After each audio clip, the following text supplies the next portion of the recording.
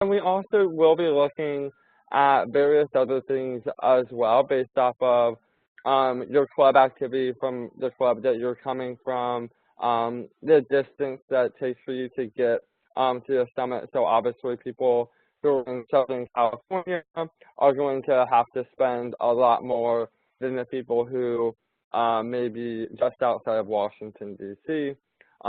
So there's a lot of different things that go into it, and I'm not going to say there's one coherent system that we go by. It is on a case-by-case basis.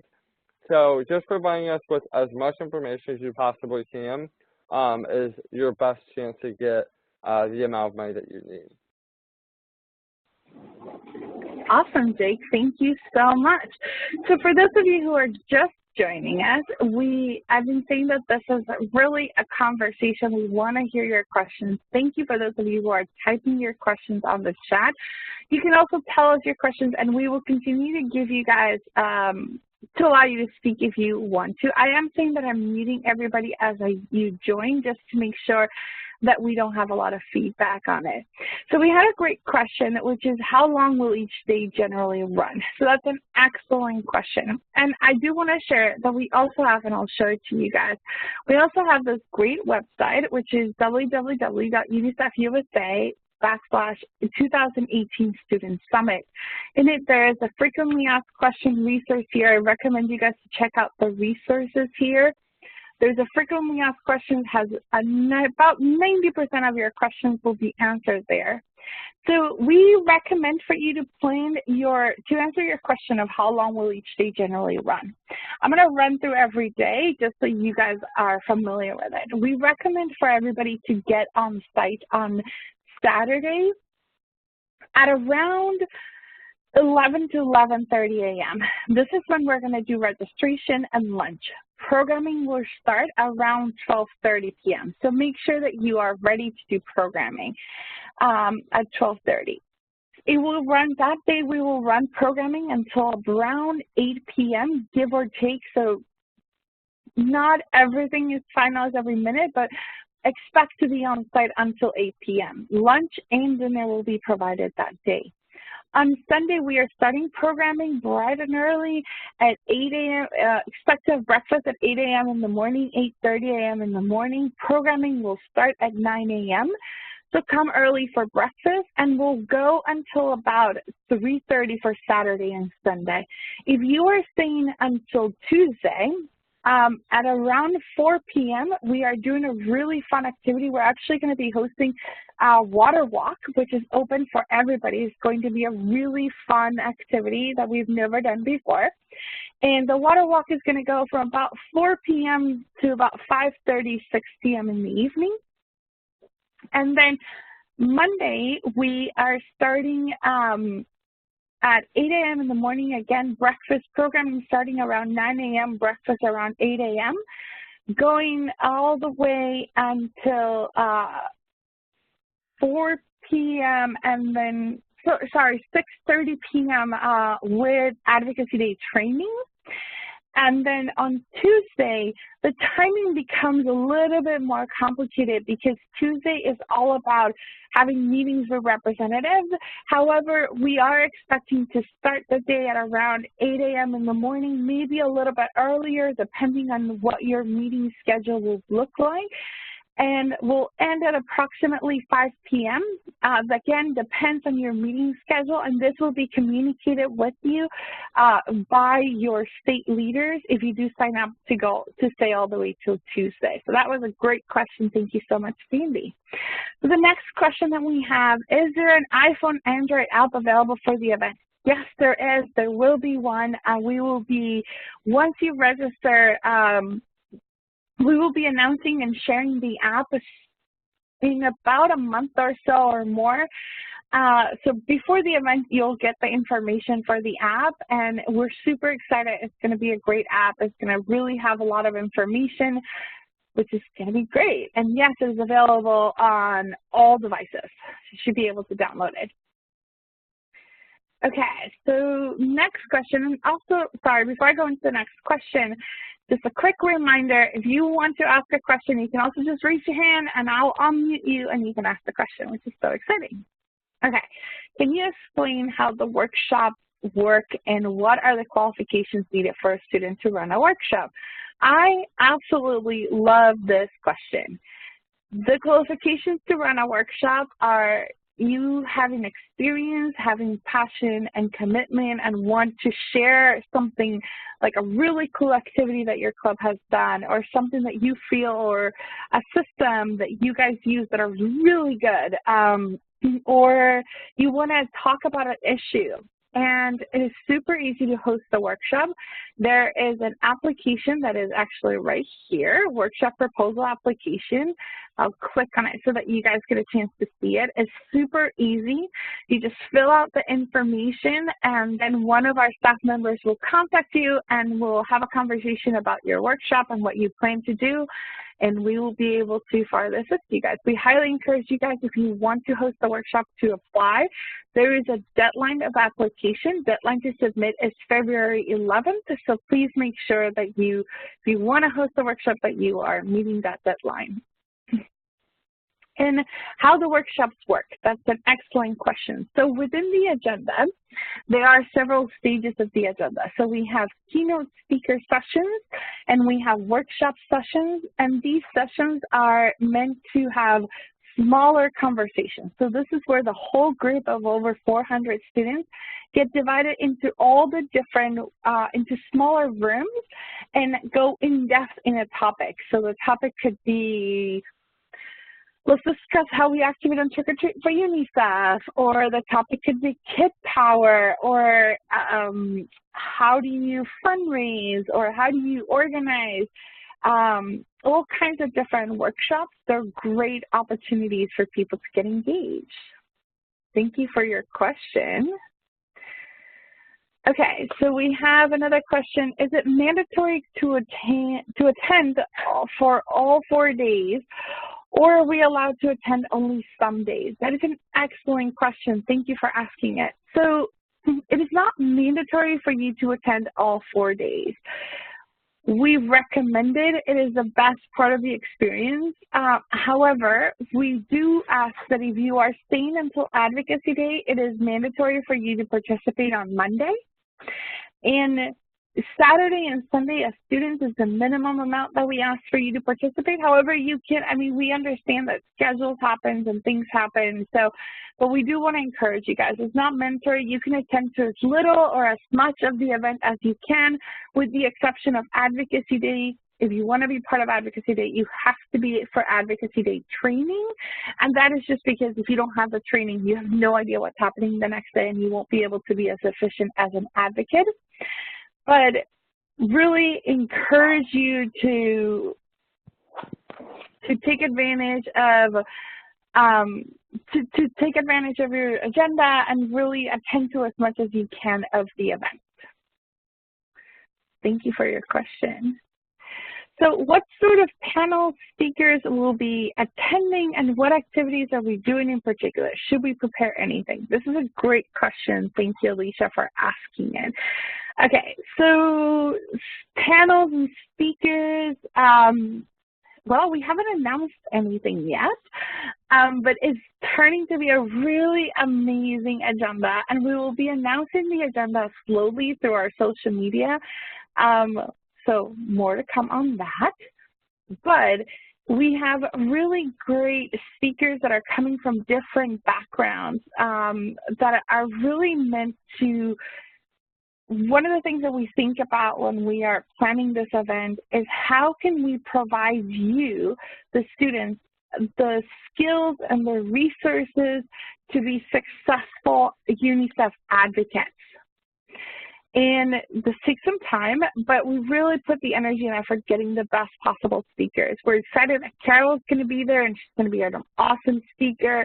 We're going to have a lot of UNICEF staff members there, and there's really a lot of activities. I mentioned the water walk. That's an activity that we're really excited. We're partnering with Giorgio Armani to do a water walk for Aqua for Life, and it's just going to be a really fun activity we're really excited about.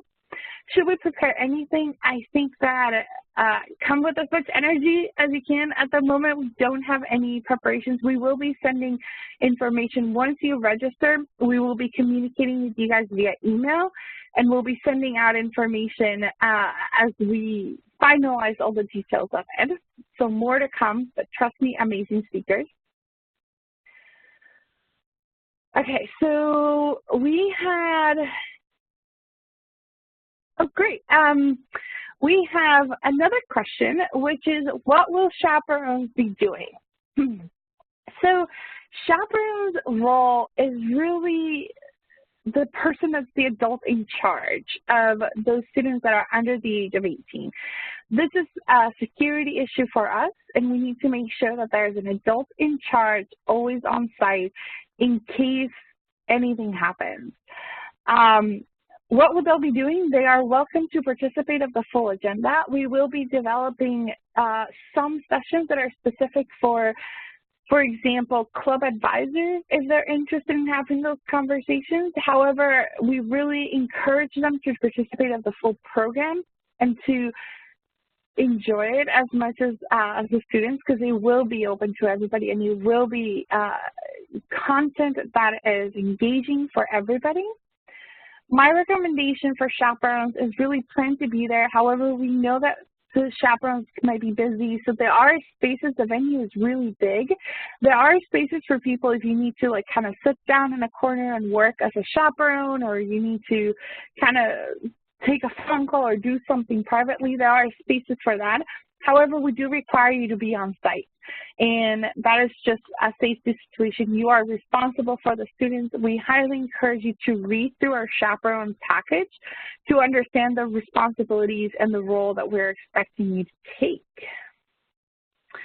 So I'm going to stop there for a moment, and I'm going to ask I'm going to also introduce another one of our staff members so that he can provide some more insight into this event. He's actually leading this event, which is so exciting. His name is Whit Johnson, and he's our Director of Community Engagement. And Whit, would you like to say a few words or share with us something that you're excited about the summit? Oh, you might be muted. Oh, there you go. Hi. Hello, Yeah. hello. Yeah, so I just sent a message to Laura. I'm on the call-in mode here, and I'm not visible due to the fact that my child is here, and she might start screaming and yelling at any minute. So just prepare yourself for that all on the line. One thing I just wanted to add regarding speakers and speakers that will be in attendance. One speaker that we've definitely confirmed, or a group of speakers, is we have a number of former Obama staffers who played a big part in both Barack Obama's office and his community engagement office, as well as Michelle Obama's office as well. And so they've been working with us over the past few months to work on some engagement tactics, and they are confirmed to be speakers on site, talk about their experience in working with the Obama team and family, and talk about the best practices, mostly with regard to organizing, how to organize on campus, how to organize anyone within your community, whether on campus or in general, and then just kind of best practices 101. So that's one group that we can definitely reveal to you all as speakers. We're working hard to arrange other speakers that are UNICEF people, whether that be UNICEF staff members from around the world or UNICEF ambassadors. We have a number of asks out, and we're waiting to hear back right now to see, and we don't want to reveal anything just yet. But as soon as we do hear, we will be revealing those speakers to you all. So we're not trying to be cryptic or keep anything from you. We're just trying to make sure that we don't tell you something that isn't actually true. One thing to add and to reiterate what Laura said, Carol will definitely be on site, and she will be speaking with you all, and hopefully you all get a chance to potentially touch base with her or shake her hand at some point during the Sunday portion of the session. So just wanted to make sure as much you all knew as much as you can, and we're going to reveal as much as we can as soon as we can. So we're all very excited in the planning process and looking forward to seeing as many of you on site as possible. So thank you all for being here, and looking forward to meeting you in March. Awesome, thank you, Whit. Yeah, we would love, again, like I've been saying, if you have any questions, feel free to chat them on our chat. I am muting everybody just so that we don't have a lot of background noise. And you can also raise your hand if you want to chat to us all in person. Feel free to do so. So a couple of other things that I wanted to share. We are promoting on social media our event. So we have a Facebook event that you can all follow us at. And in that event, we will be posting breaking news, as Whit mentioned. Whenever we get a speaker, we will make sure to post it. When we confirm that we are allowed to publicize it and that everything is ready, we will be posting it them to get excitement. We will also be announcing when the app is ready. We will be announcing it on the Facebook event, as well as through all of our Unicef Club social media accounts. So that is through Instagram, through Twitter, through Facebook. We will be posting all this information. We're excited to have it all posted. And so follow us on those accounts so that you guys can have the latest information. Great question. What is a Facebook page? So it's actually a Facebook event. And if you guys give me a moment, I can definitely find it. So I just stopped sharing my screen for a moment so that I can open it up because I need to actually have it open. So my apologies.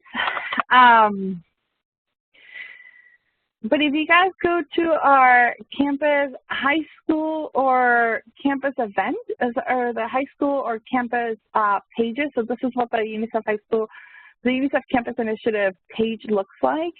In it, you guys will see where it says events right here. So you guys gotta be patient with us for just a moment as it opens it up.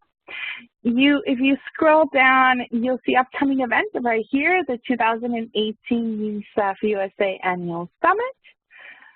And if you click on it, you'll be able to see the event. I see it a little bit different because I have admin, sorry, but you'll be able to see the event. And I'll send the link out on the chat so you guys can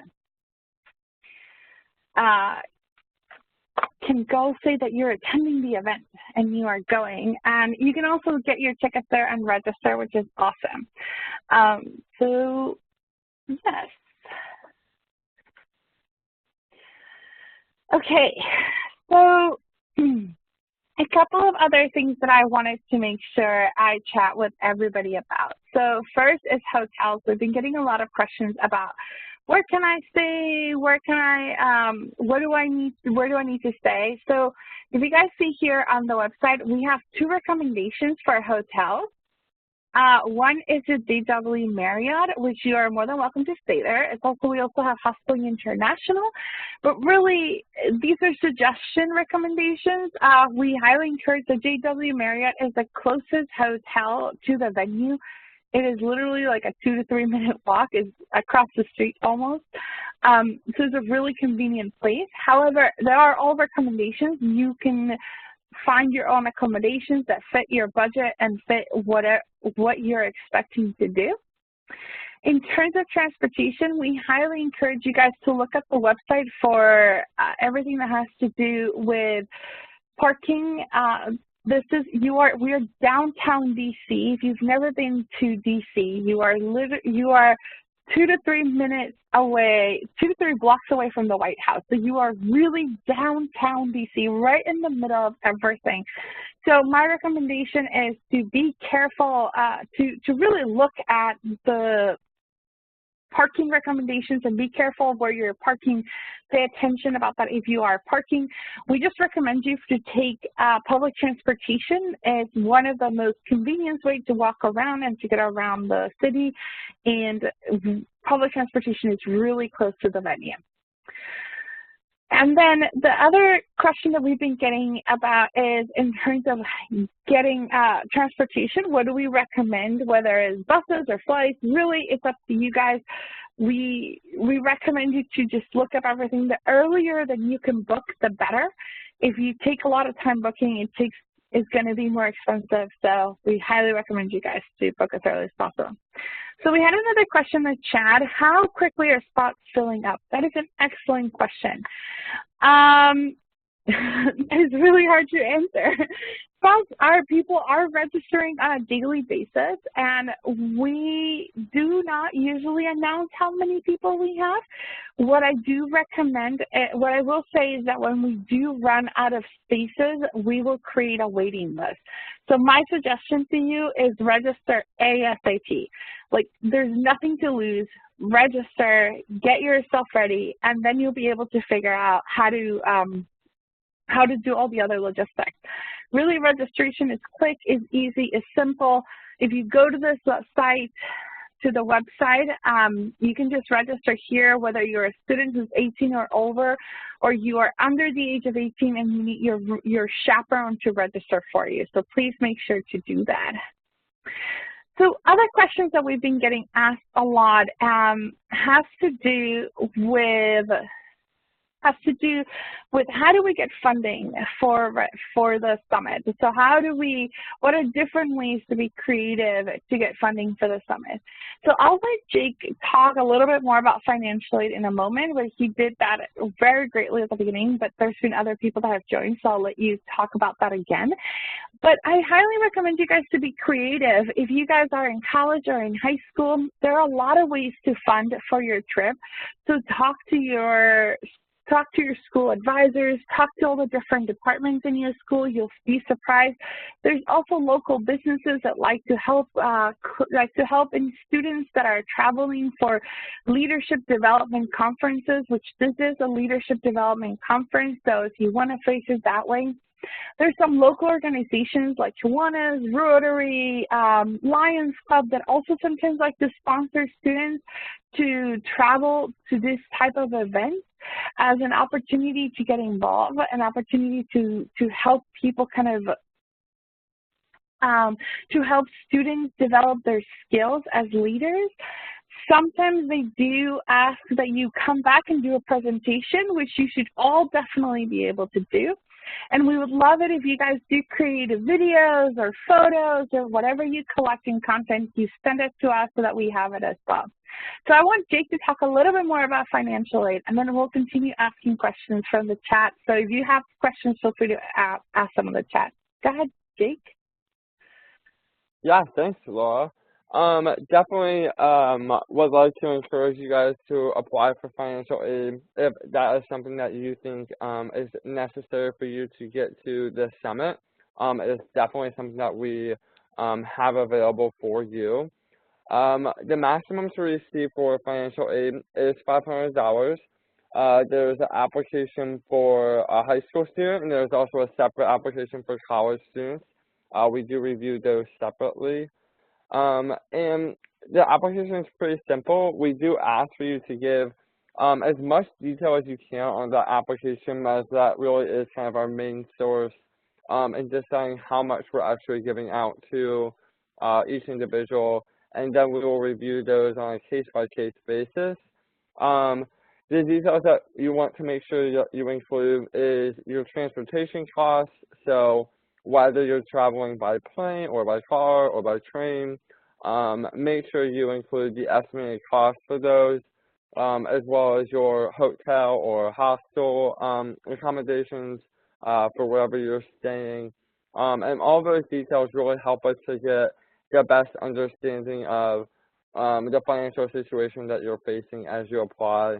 One note that I'll make now that I didn't make earlier as well is for our financial aid that is it's a reimbursement. That's not a grant that we give you ahead of time. So if you are accepted for some amount of financial aid, what we ask for you to do is to proceed to book your travel accommodations and your hotel and things like that, pay for that up front, and then once you attend the event, you'll want to make sure that you keep the receipts, and you'll submit those receipts after the event once you've attended what you have registered for, and then we will provide you with a reimbursement after the event is over. So I think that's everything in terms of financial aid. Laura, would you mind showing them just where they can find the financial aid on the website? Of course. So financial aid, we call it financial aid, but on the website we actually call it travel subsidy. So, and we make that mistake all the time. I'm sorry about that. So this, you guys can see it right here where it says resources. This is the college, and I'm going to open them up so you can see them. Oh, and this is the high school one. So this is the college financial aid application. And it has all the details, as well as if you guys have any questions, it will allow you to ask you an email for any questions. And this is the high school one. The high school one, we ask that the chaperone fill it out because it is extremely important for the chaperone to be the one responsible for the financial aid and for the finances of the event. Yeah. Any other? Okay, so we do have another question on the chat. So is registration fee non-refundable? That's an excellent question. Actually, the registration fee is refundable. And the way that it works is that it's actually on your hands to do everything. So when you go through the application process, and I'm going to show you guys right now. So let's say you come here and you're like, okay, I am ready to register to go to the Student Summit. I'm super excited. Yes, I read through all this information. I fill out all this information. I registered. After you register, you can actually come back and make any changes to your registration. All you have to do is see where it says here, already registered. So you click where it says already registered. It's going to ask you for your email address and your confirmation number. Your confirmation number can be found on your ticket, which is in your email. Once you register, it'll be on your email. But for some reason you lost it, easy, just click. I have my confirmation number sent to me, so it'll be sent to your email again. And then you enter, and I don't have a confirmation number with me, I'm sorry. But when you enter, you can then register, and you'll be able to see all of the backends of the website. You'll be able to see kind of what you registered for, so you can change your ticket. Let's say you register originally for just the Student Summit, so just Saturday and Sunday, and then all of a sudden you are like, oh, well, I want to go to Advocacy Day because Advocacy Day is going to be awesome. And really, because you heard me say how awesome it's going to be, you were like, yes, I'm going to add Advocacy Day. So you can go here and then change your ticket to Advocacy Day, and you will add your Advocacy Day. It would expand your ticket, which is awesome. But let's say you're not able to go to the event, things happen, we totally understand. Safety comes first, your family comes first, so please take care of those things. If anything happens, you can always come back here and you can cancel your ticket. And it will automatically reimburse you, so it's all done. You do it all by yourself. It's super easy. You guys just saw me do it. It's really super easy. You just log in and do it. Okay, so we have another great question on the chat. So my school's club is planning on asking local businesses to help us financially. Do we have to submit this into the club fundraiser and event? That is an excellent question. My short answer is it's always helpful to do it. I think given that it's not necessarily a club event, like it depends on how you do it. If it's going to be an event, it's different than you guys sending like a letter to a business and explaining them what it is. So I think that it depends on what you guys are doing. My recommendation is just to do it. It takes like 5 minutes and it's super easy, and then we'll be able to farther assist you through it. So if you guys have any questions, we can help you through the process. It's super easy to do. And really, it's a great idea to ask local businesses for help. Some local businesses sometimes give you full sponsorship, so highly encourage you guys to do it. So I do want to be conscious of time because we did do it for, we were intentionally doing it for a half hour, and we've been run over a little bit, but that's totally okay. So I do want to make sure that we get to everybody's questions. So if you have a question, please feel free to add it in the chat. My last reminder that I have is I just want to recap everybody. The first thing is go to this event on Facebook. I've put in the chat the Facebook link so you guys can click on it right now and go see that you're going to the event because it's going to be awesome. And then most importantly, and this is something a to-do list for you guys, even if, let's say, you can't go because that's a day where, I don't know, you have a wedding or something like that, promote it, post it. Maybe you can't go, but your friends can go. Or you know what, even if you are going, tell the rest of your friends that you are going. Promote it, share it, invite everybody and anybody to the event. We really want to make sure that as many students as possible come to this event because it's going to be a lot of fun. And also just, you know, tell your friends how cool it is that you're going to go to this event. So share it on your social media. It's super important for you to share it. You can also share it on Instagram and on Twitter and Snapchat and whatever other platform you guys are using. So that's one thing. Remember, if you want to host a workshop applications are due February 11th, so make sure to go to www.unicefusa.com/2018 Student Summit. I'm also going to type that in the chat so that you guys have it in case you need anything at all. And this is, by the way, your go-to page for absolutely everything, literally everything.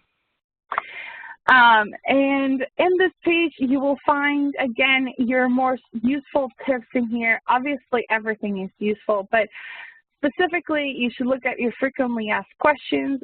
Your travel subsidy forms are here, which the deadline for financial aid, correct me if I'm wrong, is January 31st. I'm going to triple check it here. Yes, January 31st. Sorry, I was on mute. No, you're cool. Thank you. Yes, January 31st, so make sure to submit your financial aid. We are doing it on a rolling basis. That means that the earlier that you do it, the quicker you'll get a response. So submit it ASAP.